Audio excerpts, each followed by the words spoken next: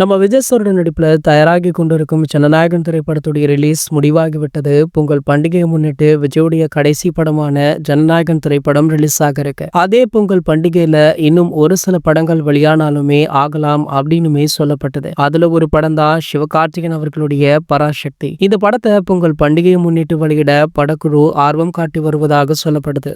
அதே சமயம் சூர்யா அவர்களுடைய கருப்பு திரைப்படமுமே பொங்கலுக்கு வெளியாகும் அப்படின்னு தெரியுது. முதல்ல இந்த ஆண்டு அக்டோபர் மாதம் கருப்பு திரைப்படம் வெளியாகும் அப்படின்னு சொல்லப்பட்டு வந்தது. ஆனா ஒரு சில காரணங்களால கருப்பு திரைப்படத்துடைய ரிலீஸ் பொங்கலுக்கு தள்ளி போயிருக்கா. இதனை வைத்து பார்க்கும் பொழுது ஜனநாயகன் திரைப்படம் சோலோவாக வெளியாகாது அப்படின்றது நல்லாவே தெரியுது. சோலோவாக வெளியானால் 1000 கோடி வசூலுக்கு வாய்ப்பு இருக்குமா அப்படின்னு தளபதி ரசிகர்கள் ஒரு பக்கம் யோசிச்சுட்டு இருக்க நிலையில அதற்கு சிக்கலாக ஒரு சில படங்கள் ரிலீஸ் ஆகுதா. இந்த நிலையில ஒரு பக்கம் பராசக்தி, இன்னொரு பக்கம் கருப்பு, இதற்கு மத்தியில பாத்தீங்கன்னா இன்னொரு டாப் ஹீரோவுடைய திரைப்படமுமே ரிலீஸ் ஆக நம்ம பிரபாஸ் நடிப்புல பிரம்மாண்டமாக தயாராகி வரும் ராஜா சாப் அப்படின்ற பேன் இந்தியன் திரைப்படம் பொங்கல் பண்டிகையை முன்னிட்டு வெளியாக வாய்ப்பு இருக்காம். தற்போது வரைக்குமே ராஜா சாப் திரைப்படத்தை இந்த ஆண்டு டிசம்பர் முதல் வாரத்துல வெளியிட தான் படக்குழு பிளான் போட்டிருக்காங்க. ஆனா அதே டிசம்பர் மாதத்துல அவதார் திரைப்படம் ரிலீஸ் ஆக உள்ளதால அவதார் திரைப்படத்திற்கு உலகம் முழுக்கவே மவுஸ் இருக்கு அப்படின்றதுனால இந்த படம் பொங்கலுக்கு தள்ளி போகுதா. இதனை படக்குழுவே சமீபத்துல கிட்டத்தட்ட